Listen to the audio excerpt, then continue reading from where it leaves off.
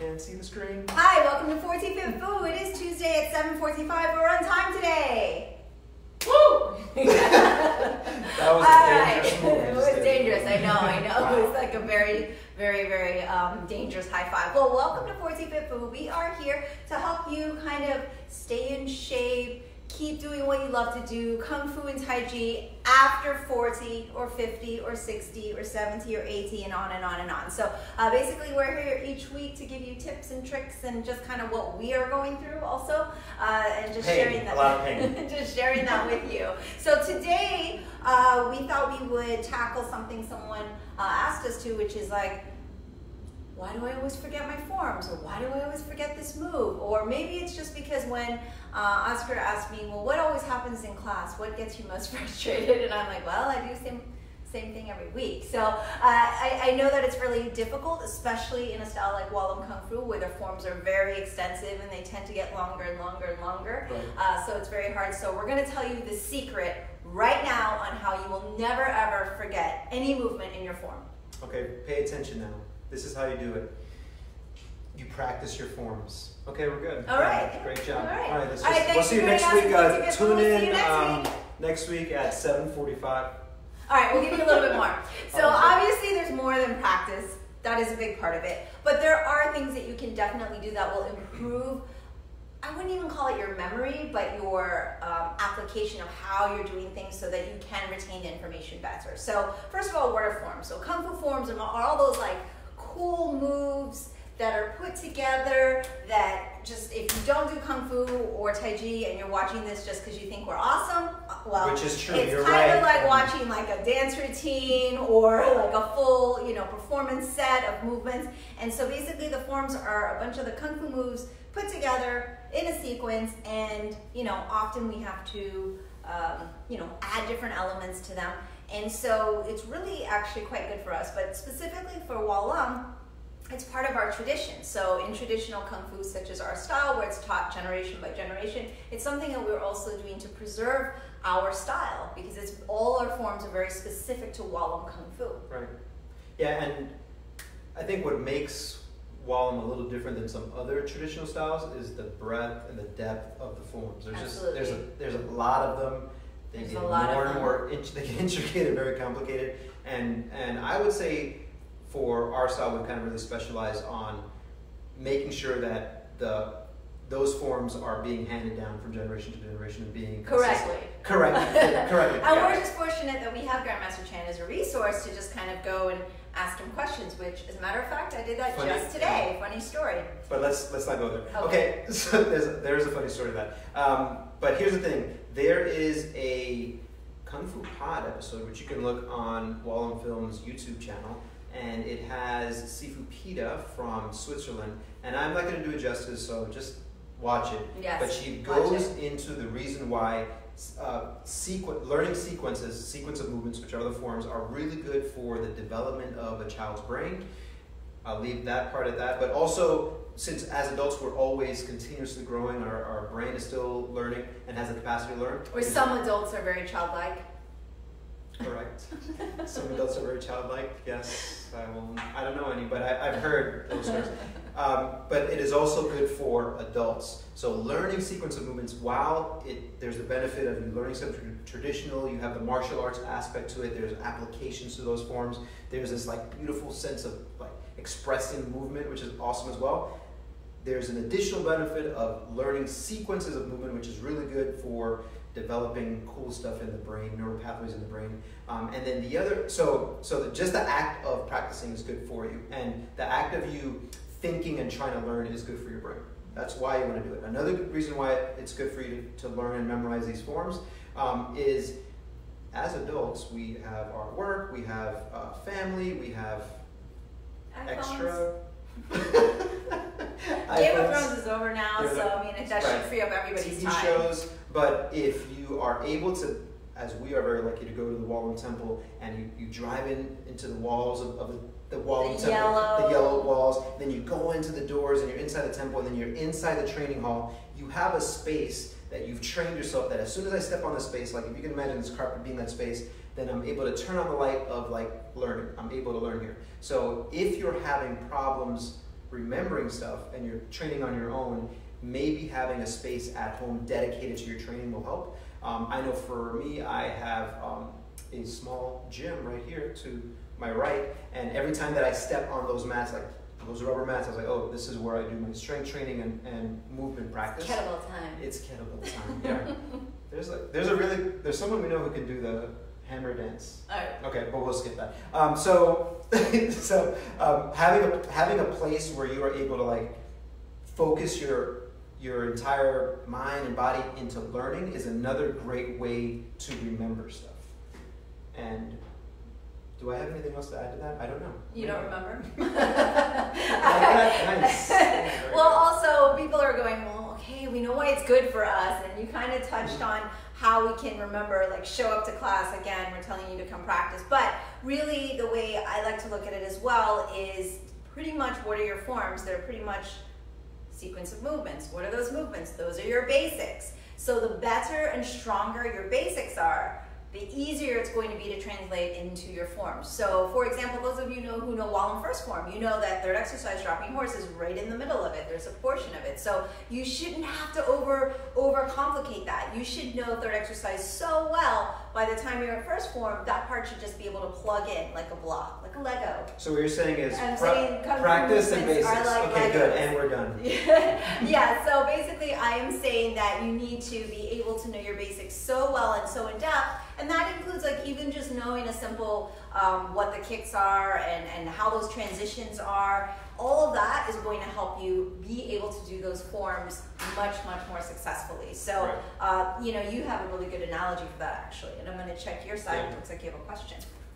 You saying really good analogy now, I hope that's a good analogy. But here's the thing, is movement is a language. So in the same way that you have to learn your ABCs, and then you've got to learn to form words with those letters, and then you've got to learn how to create sentences, forms work the same way.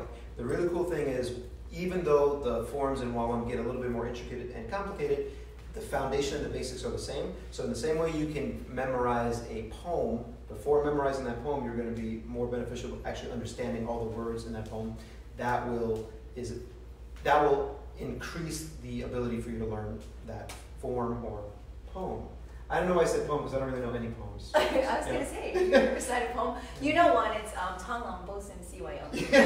So speaking of poems, right, so that actually was one of the ways that we would learn, not we, I'm going to be honest, by the time this tradition got passed down, I was not learning the full-length Chinese poems to all of these forms, but it was a way for reciting and how the old masters remembered their forms. So they did not have video cameras, obviously, or iPhones or iDevices that helped video those. So basically, understanding the movement is also a good way to remember them. You don't have to have it unless you really want to write a really cool poem, but there are actual moves that have names, especially in the Taiji forms. The whole form has a poem that goes along with it. So that was one of the ways that the old masters actually retained their information. And so for you, if you actually understand what you're doing, and that's why in Wallem specifically, we make you learn the application, understand the names of the technique, but also the breakdown of the technique. So come Wallem, people are going, oh boy, here we go with that, long, south, hard, defend, all that good stuff. So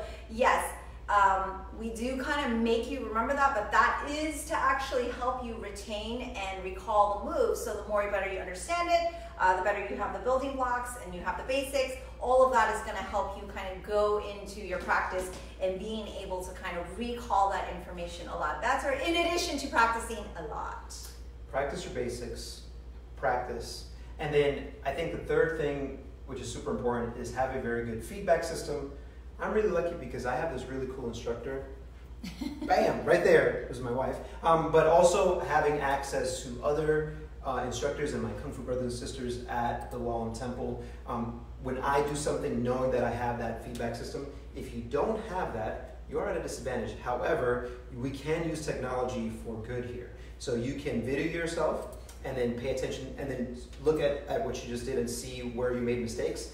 The one thing I will say to that is don't video something like a form, something new that you just learned, and then archive it and say, well, I've already recorded it and I have it.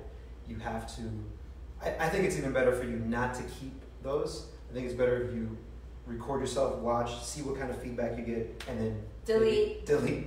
Maybe you'll do that or maybe not. But having some kind of feedback system is another really great way to learn. And then the last thing I'll say is when you learn something new, like a Kung Fu form, you're learning the beginning, and then you start going through it, and you learn something new, and then you start again from the beginning. And so by the time that you get towards the end, you've practiced the beginning part a lot compared to the end. So being able to like divide them into sections, which is something that you do a lot with your demo team and your performance team, is divide the forms into sections and then practice those different types of sections, especially the end more towards the end. The end more towards the end. That's nice. Will make you learn the form a little bit better. And you said you didn't do poems. So yes, that's also kind of what we were talking about with the basics being building blocks. So when I said one move, eventually you have 2 or 3 moves and they become sequences and they become patterns, and you just have to keep plugging those away and doing that as kind of a repetition thing. So I mean, just like memorizing songs or music or anything, you have to do the repetition, but also again, understanding it, practicing it, and like Sifu Oscar just said, the more you practice something that you're not familiar with. So the second part of the form you haven't done quite as much because you go from the beginning to the end. So I definitely like my students to be able to do that from the halfway point. And mainly also you need to take your time. So even when you were learning, you know, up until 15 years, 20, you know, or so, I remember 20 years ago. Straight form, Yes. which is kind of a beginner intermediate form. 1 year, 1 form. Yes. Except for that form. So that was another thing. It's like we love the enthusiasm. The students always really want to learn what's the next movement, what's the next sequence, but that's a matter of the how well do you know it. And I always tell my advanced class, and they I think have a really great grasp on this, because at this point in their learning, they're like, okay, I want to slow it down and I want to go deeper into understanding my stick form or my sword form or my hand form, and they want to understand it more because that's really going to give them the depth of knowledge. But also when you go back to do all the other forms, as you keep building your repertoire, it makes you realize like you have to really know your material. So also the speed at which you learn is very important. Don't try to rush it. Really absorb what you're doing, really go over it. Like he said, a year to learn a form is pretty average in the old traditional ways. I mean, now we definitely try to encourage the students and move them through the curriculum so that they can, feel like they're empowered, doing something new. But really, if you have the right lens and you're looking at your Kung Fu training the right way, anything new is information, right? So even if it's improvement on an old movement, that is new information, that is new material. So really embrace that and just practice, pretty much. So like let's just, let's wrap this up. The answer is practice and do your basics a lot. And that's how you won't forget your forms. Exactly. So I will check really quick. You've got a lot of love going on, so that means Pete's on. Pete must be on, yeah. Laura is on. Yes. And I don't know what? have other comments or questions, but I think they're all. There's a saying, because you're talking about going deeper into the forms, and this is from, I think it's Pavel with the kettlebell stuff, and he specifically with one move, which is the get up. He says, here's a movement which is an inch wide and a mile deep. And I think that the Kung Fu forms can be that way, where you take it in an inch wide and a mile deep. So go deeper into the depth of the training of that form, as opposed to trying to learn a bunch of new material as well. As tempting as it is. As much as you want to learn, 3 sectional staff, you know what I'm talking about. All right, so tune in next week, 7:45.